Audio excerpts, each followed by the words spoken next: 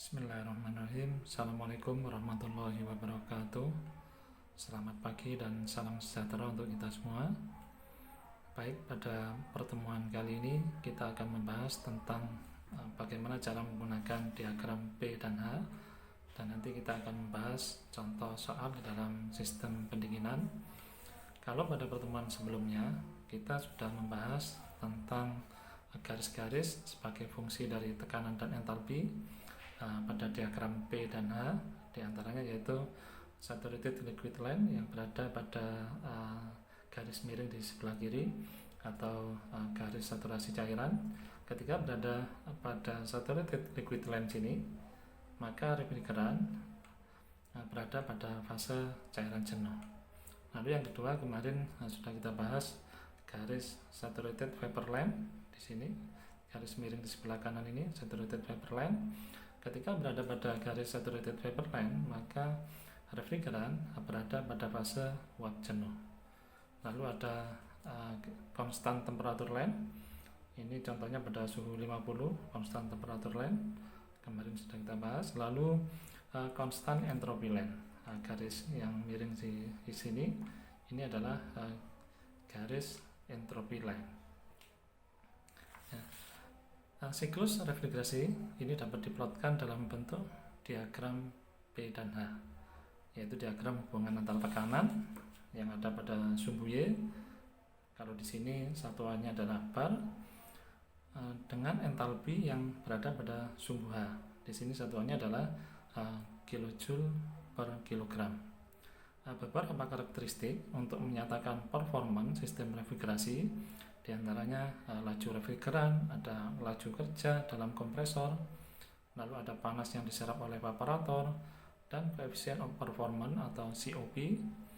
Untuk menghitung performance tadi di dalam sistem refrigerasi, maka perlu diketahui nilai tekanan dan nilai entalpinya. Nanti ada P1 dan P2, dan entalpinya ada H1, H2, dan H3. Nilai-nilai tersebut adalah yaitu P1 itu adalah tekanan refrigeran pada kondisi saturated vapor. P2 itu adalah tekanan refrigeran pada kondisi saturated liquid. Lalu ada H1. H1 adalah entalpi pada saat refrigeran pada kondisi saturated. H2 merupakan entalpi pada saat refrigeran pada kondisi superheated vapor, sedangkan yang H3 itu adalah entalpi pada saat refrigeran pada kondisi saturated vapor. Contohnya adalah sebagai berikut.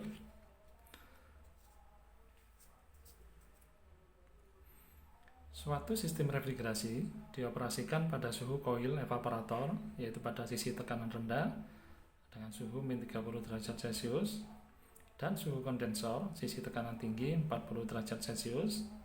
Refrigeran yang digunakan adalah R12 dengan nilai CP per CV sama dengan 1,14. Yang ditanyakan di sini adalah tentukan sisi tekanan tinggi dan tekanan rendah, nilai P1 dan P2-nya. Lalu yang B itu adalah tentukan nilai H1, H2, dan H3. Lalu nanti buat diagram pH. Lalu tentukan nilai kapasitas refrigerasi dan COP. Pertama yang harus kita lakukan adalah mencari nilai P1, P2, H1, H2, dan H3 menggunakan suhu koil pada evaporator dan suhu pada kondensor. Contohnya adalah suatu sistem refrigerasi dioperasikan pada suhu koil evaporator atau sisi tekanan rendah min 30 derajat Celcius, dan suhu kondensor suhu tekanan tinggi 40 derajat Celcius. Refrigeran yang digunakan adalah R12 dengan nilai CP per CV-nya adalah 1,14. Yang pertama, tentukan sisi tekanan tinggi dan tekanan rendah. Yang kedua, tentukan nilai H1, H2, dan H3. Lalu buat diagram pH. Lalu tentukan nilai kapasitas refrigeran dan COP. Pertama yang harus kita cari adalah nilai P1 dan P2. Nilai tekanan ini dapat dicari dengan menggunakan grafik tekanan uap refrigeran pada berbagai suhu, tapi juga bisa langsung menggunakan diagram P dan H, yaitu dari suhu refrigeran ketika mencapai uap jenuh di evaporator. Di sini tadi suhu evaporatornya adalah min 30 derajat Celcius. Lalu kita tarik ke sumbu Y, lalu nanti dapat diketahui nilai tekanannya.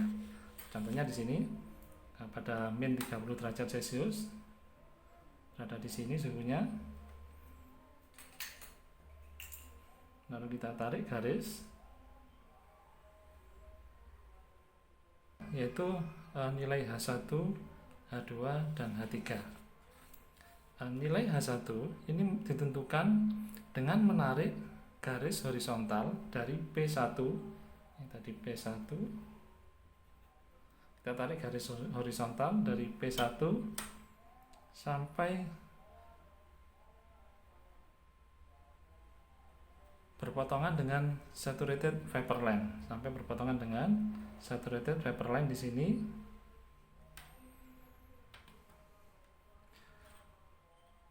Kemudian dari titik ini kita tarik garis vertikal hingga memotong sumbu X. Kita tarik garis vertikal sampai memotong sumbu X.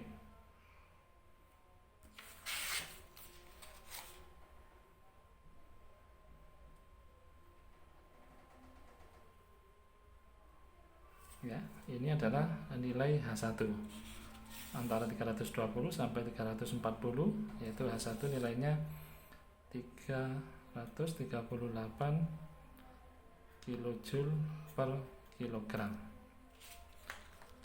Lalu untuk mencari H2, yaitu dengan cara perpotongan antara P1 dan H1, kita tarik garis entropi konstan ya, ke atas.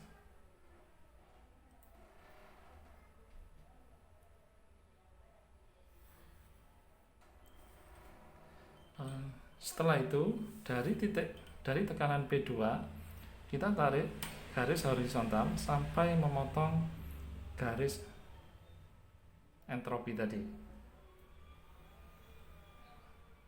Perpotongannya di sini. Setelah itu kita tarik garis vertikal sampai memotong sumbu X. Sehingga ini adalah nilai H2 di antara 340 sampai 380. Di sini adalah mendekati 380, yaitu sekitar 376. Untuk H2 adalah 376 kJ per kilogram. Untuk mencari H3 ditentukan dengan menarik garis horizontal dari titik P2. Dari titik 2 kita tarik garis horizontal hingga berpotongan dengan saturated liquid line. Saturated liquid line pada diagram Mori. Kemudian dari titik ini kita tarik garis vertikal sehingga memotong sumbu X. Ya, dari sini kita tarik garis vertikal sampai memotong sumbu X, yaitu mendekati 240, yaitu berkisar antara 239 kJ per kilogram.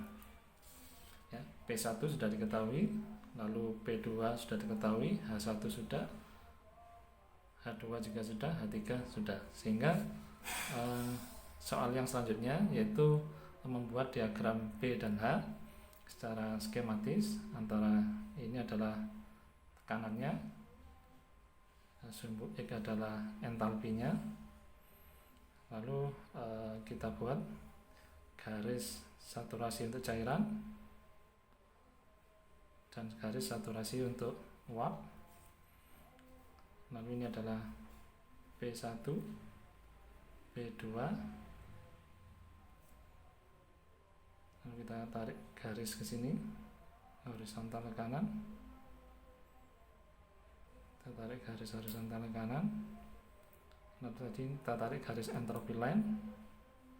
Ini adalah H1, ini adalah H2, dan ini adalah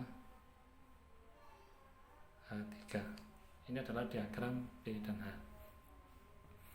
Lalu yang terakhir, tentukan nilai kapasitas refrigeran dan nilai COP-nya. Kapasitas refrigerasi, ini rumusnya adalah H1 min H3. H1 nya adalah 338 dikurangi H3 239 sama dengan 99 kilojoule per kilogram. Sedangkan COP-nya, COP sama dengan H1 min H3 bagi H2 min H1. H1 nya adalah 338, H3 nya 239, H2 nya 376, H1 nya 338. Hasilnya adalah 99 bagi 38 sama dengan 2,6. Ini adalah contoh perhitungan di dalam sistem refrigerasi. Cukup sekian untuk pertemuan kali ini. Kalau ada pertanyaan silahkan melalui grup WA. Saya akhiri. Assalamualaikum warahmatullahi wabarakatuh.